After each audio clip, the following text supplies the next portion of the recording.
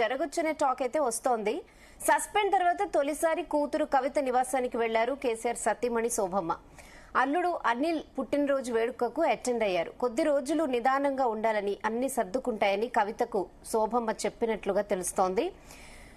ఇక శోభమ్మ ఎంట్రీతో కవిత మైండ్ మారుతుందా, కూతురు విషయంలో కేసీఆర్ ఏమైనా కూల్ అవుతున్నారా, ఈ విషయంపై అనాలిసిస్ చేద్దాం. ఎస్ భరత్, సో తల్లి ఇంటికి వెళ్ళింది కాబట్టి ఆమె ఏమైనా నచ్చజెప్పే ప్రయత్నం చేస్తారంటారా? ఇప్పుడు వీళ్ళందరిలోకి వెళ్ళా అత్యధికంగా సఫర్ అవుతుంది నేనేమనుకుంటున్నా అంటే శోభమ్మ. అంతే కదా, అంతే 100%. తల్లికి ఎవరైనా సమానమే కదా, కొడుకైనా కూతురైనా ఇద్దరు సమానమే కదా. సో ఈ మధ్యలో రాజకీయాల్లో వీళ్ళందరికీ, రాజకీయాల్లో ఉన్న వాళ్ళకి పగలు, ప్రతీకారాలు ఇవన్నీ ఉండొచ్చు. నేను తప్పు చేశాను, నువ్వు తప్పు చేశాను ఉండొచ్చు. కానీ కేసీఆర్కి వేరే విధంగా ఉండొచ్చు, కేటీఆర్కి కోపం ఉండొచ్చు, పార్టీ ఇక్కడ అవుతుందని.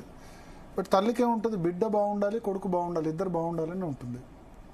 సో ఇక్కడ న్యూట్రల్గా ఉండే ఒక్కొక్క వ్యక్తి ఏ లేకుండా ఉండేది శోభమ్మ.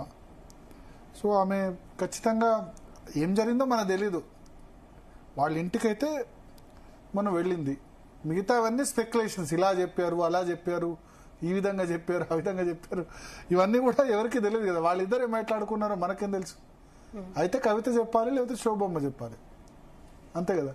సో పత్రికల్లో, టీవీలో రకరకాల వార్తలు వచ్చింది. అయితే ఒకటి డెఫినెట్గా ఏంటంటే, ఆమె తన కన్నబిడ్డ పార్టీ నుంచి ఆ విధంగా సస్పెండ్ కావడం, ఈ పరిణామాలన్నీ నచ్చవు. అదే సమయంలో ఇప్పుడు కేసీఆర్ ఎవరు చెప్పినా ఈ విషయంలో వినే పరిస్థితి ఉండదు. ఆయనకి ఎవరు రాజకీయ పరంగా అయినా, లేకపోతే ఆయన స్టేచర్ దృష్ట్యా మామూలుగానే ఆయన చాలా గంభీరంగా ఉంటారు. సో ఇటువంటి విషయాల్లో ఆయన ఎవరు సలహాలు, సూచనలు అవి వినరు.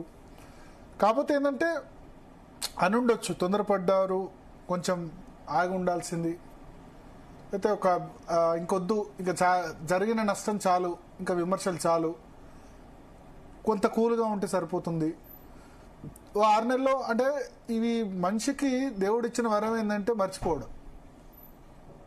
ఒక సంవత్సరం ఏం మాట్లాడకుండా కవిత ఉందనుకోండి, ఫ్యామిలీ గురించి, దాని గురించి, టీఆర్ఎస్ గురించి మాట్లాడకుండా వేరే రాజకీయాలు మాట్లాడింది అనుకోండి, అప్పుడు ఏమవుతుంది, మర్చిపోతారు. కాలం చాలా గాయాల్ని కూడా మానుతుంది.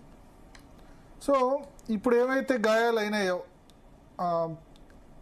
ఏమంటారు, అన్న చెల్లెలకి, లేకపోతే హరీష్ రావుకి, లేదా సంతోష్ రావుకి, కవితకి అయిన గాయాలని కొంత కామ్ ఉంటే మానిపోతాయి. కాబట్టి కొద్ది కాలం కామ్గా ఉండు. మిగతా అంటే కాంగ్రెస్ పార్టీ మీద విమర్శలు చేసుకో, లేకపోతే కుటుంబం గురించి మాట్లాడకుండా వేరే విషయం మాట్లాడితే తండ్రే కూల్ కావచ్చు, కేసీఆర్ఏ కూల్ కావచ్చు.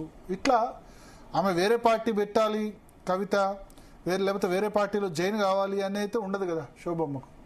సో ఆబ్వియస్లీ నేచురల్గా ఆమె ఇచ్చే అడ్వైజ్ అది ఇస్తారు. కానీ దాన్ని కవిత వింటారా వినరా అనేది, ఒకవేళ కవిత వింటారా వినరా అన్నది వేరే విషయం. ఒకవేళ ఆమె వినే రకమైతే ఇక్కడ దాకా వచ్చేది కాదు కదా, కొంతకాలం వెయిట్ చేసేది కదా. ఆమె కూడా తను ఎక్కడో హర్ట్ అయ్యారు బాగా, ముఖ్యంగా జైలుకు వెళ్ళొచ్చిన తర్వాత ఆ జైల్లో అంతకాలం ఉండడం, ఆమె నేను అనవసరంగా ఈ విషయంలో బలయ్యా అని ఆమెకు అనిపించడం. సో ఇదంతా కూడా జైలుకు వెళ్ళొచ్చిన తర్వాతనే కదా. ఇంతకుముందు పరిణామాలు జరిగినా ఇంత ఓపెన్ అప్ అవ్వడం అన్నది జైలుకు వెళ్ళి వచ్చిన తర్వాత, ప్లీనరీలో కేవలం కేసీఆర్, కేటీఆర్ ఇద్దరు బొమ్మలు మాత్రమే ఉండడం, ఇవన్నీ చూసిన తర్వాత ఆమె కూడా హర్ట్ అయి ఉండొచ్చు. సో అడుగుదాం, మనతో పాటు రాకేష్ రెడ్డి గారు ఉన్నారు. రాకేష్ రెడ్డి గారు నిజామాబాద్ జిల్లానే, ఆర్మూర్ శాసనసభ్యులే. రాకేష్ రెడ్డి గారు